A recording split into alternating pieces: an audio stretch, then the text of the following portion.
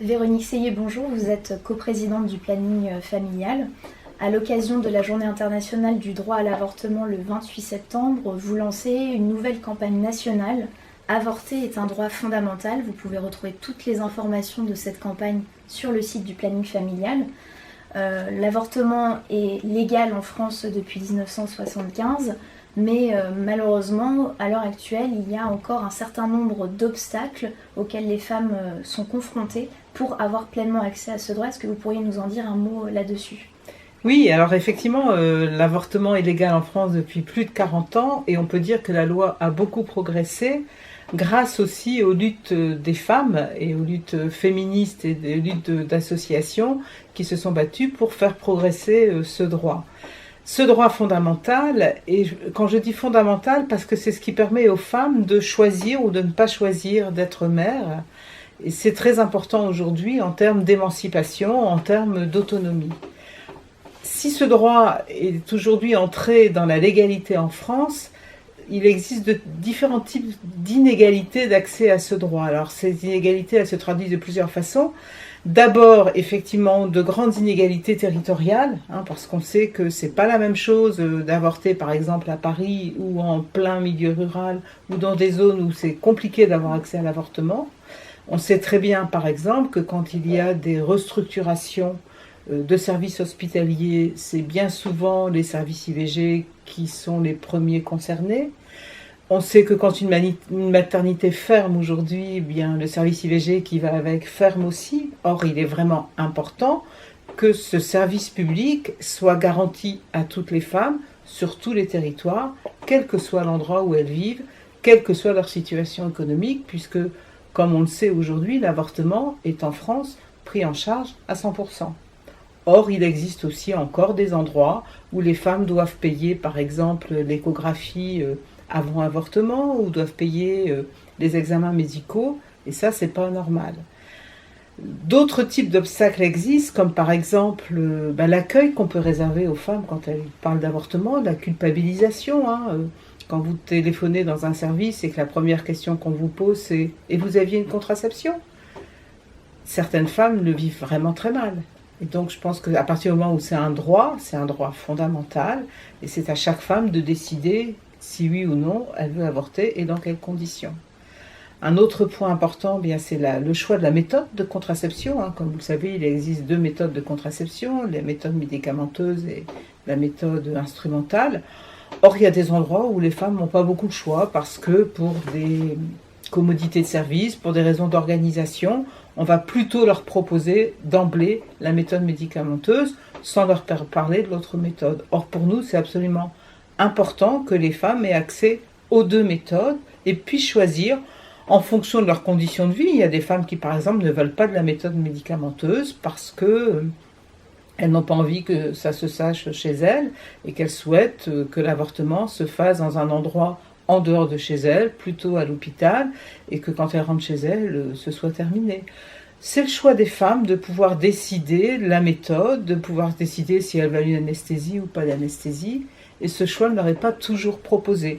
Alors on sait qu'il y a des endroits où c'est effectivement important dans les services, au contraire, de veiller à ce que le choix leur soit proposé, d'organiser les services pour que ça se passe de cette façon-là, mais aussi qu'il y a des endroits où on va systématiquement dire aux femmes, voilà, vous viendrez tel jour à telle heure et ce sera comme ça que ça va se passer, quoi. Voilà.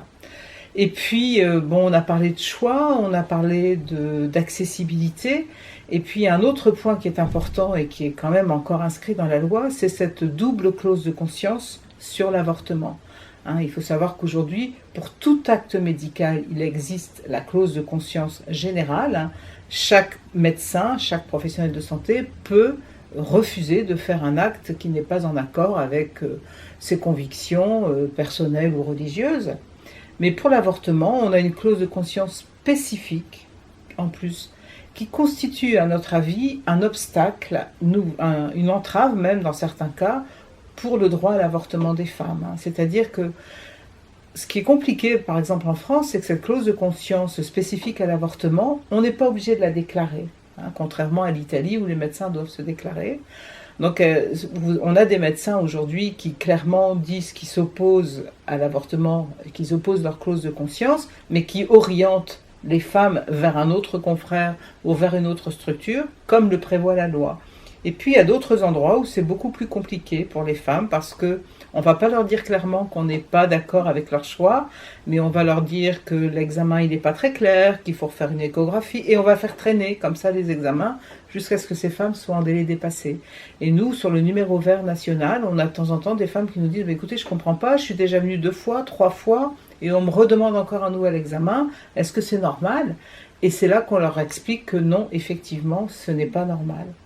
Voilà, et puis bon, vous connaissez aussi tous ces sites anti-avortement qui se présentent comme des sites d'information officiels et qui en fait délivrent de fausses informations pour faire en sorte que les femmes ne puissent pas avorter dans les délais ou pour les dissuader d'avorter, en gros pour influencer leur choix et ne pas leur donner accès à l'avortement qu'elles veulent.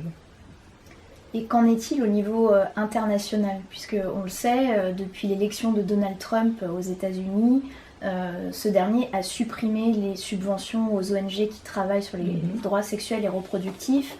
À côté de cela, un certain nombre d'États, Alabama, Missouri, Georgie, ont fait passer des lois extrêmement restrictives pour l'accès à l'avortement. Mais à côté de tout ça, il y a aussi l'Europe qui n'est pas en reste. On pense notamment aux femmes polonaises qui aujourd'hui se battent pour conserver l'accès à l'avortement. Est-ce que vous pourriez nous en dire un mot là-dessus? Et est-ce que vous pensez finalement qu'on est en train de vivre un véritable backlash dans ce domaine? Alors, effectivement, aujourd'hui, on peut dire qu'en gros, 36% de la population mondiale vit dans un pays où l'avortement est légal. Ça veut dire qu'on a beaucoup de personnes aujourd'hui qui vivent dans des pays où l'avortement est illégal. Je pense notamment à l'Amérique latine, où c'est un continent où l'avortement est très peu autorisé, et même quand il est autorisé, il est difficilement accessible.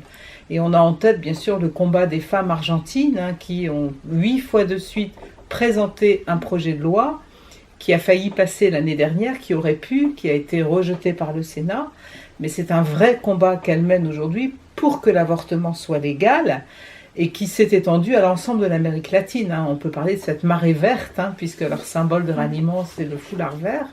Donc ça, c'est un point qui est absolument important, de dire il faut qu'il soit légal, parce que si je prends l'Argentine par exemple, il est autorisé dans des cas très restreints par la loi, notamment en cas de viol sur des personnes vulnérables. Et or, on a tous en tête l'exemple de cette petite fille de 11 ans qui a été violée et à qui on a refusé de faire un avortement. Et il a fallu que des médecins interviennent pour faire une césarienne quand elle était déjà dans une grossesse bien avancée. C'est absolument scandaleux. Donc ça, c'est un vrai combat de faire en sorte que dans les pays où l'avortement n'est pas légal, il puisse le devenir, parce qu'on sait que quand il n'est pas légal, les femmes avortent, mais elles avortent à leurs risques et périls. Il faut savoir aujourd'hui que c'est 47 000 femmes qu'on estime aujourd'hui, c'est une estimation, mourir encore d'un avortement clandestin chaque année. Voilà. Donc effectivement, il y a des pays où ce n'est pas légal, où on se bataille où on bataille pour que l'avortement devienne légal. Mais on sait que les lois ne suffisent pas, et puisque vous citez les États-Unis aujourd'hui, l'avortement est légal, mais on voit bien aujourd'hui toutes les tentatives de revenir en arrière sur ce droit par des législations qui sont passées par des États qui veulent effectivement interdire l'avortement ou qui persécutent presque les femmes qui veulent avorter. Si on prend l'exemple du Missouri aujourd'hui, il reste une clinique dans le Missouri et on a tous les jours des personnes qui viennent protéger les femmes qui veulent avorter et protéger les professionnels de santé qui exercent dans ces centres. Et c'est une vraie question aujourd'hui, c'est-à-dire que sont en danger non seulement les femmes qui avortent, mais aussi les professionnels de santé qui aident ces femmes à avorter. Donc ça, c'est un vrai sujet. On parle des États-Unis, mais on peut aussi parler effectivement de la Pologne, où l'avortement est autorisé dans 3 cas, et même dans ces 3 cas, en cas d'inceste, inceste et viol, en cas de grave malformation cardiaque ou en cas de danger pour la vie des femmes. Et même dans ces cas-là, c'est très compliqué à obtenir de façon légale, l'avortement. Donc qu'est-ce qui se passe dans les pays où cet avortement est très difficile à obtenir? Les personnes qui ont de l'argent arrivent à se débrouiller, et toutes les autres femmes qui n'ont pas les moyens de pouvoir payer très cher des médecins ou se rendre à l'étranger, eh ben c'est très compliqué pour elles, et on retourne à la phase des avortements clandestins. Si je prends un pays comme l'Italie aujourd'hui, où l'avortement est légal, on a plus de 80% des médecins qui opposent aujourd'hui leur clause de conscience, voire 95% dans certaines provinces. Donc là aussi, les femmes vont avorter en Allemagne, en France ou dans d'autres pays, ou alors elles se débrouillent sur place, voire quelquefois en payant cher des médecins qui, à l'hôpital, vont refuser de faire des avortements, mais qui veulent bien les faire d'une autre façon. Voilà, donc effectivement, la situation de l'avortement aujourd'hui nous inquiète. Ce qui est très important, c'est qu'effectivement, ce qui est derrière tout ça, c'est le contrôle du corps des femmes et de leur fonction reproductive, comme si effectivement on voulait les empêcher de pouvoir choisir de mener une vie autonome, de pouvoir être émancipée. Et cette question du contrôle du corps des femmes est le sujet qui revient toujours quand on parle d'avortement, mais quand on parle aussi de contraception. Et je pense en France aujourd'hui, où on commence les débats autour de la PMA, c'est le droit de choisir la maternité, c'est pouvoir dire non, je ne veux pas de cette maternité, mais c'est aussi pouvoir accéder à une maternité, quelle que soit sa situation. Merci beaucoup Véronique Seillé pour votre éclairage. Merci.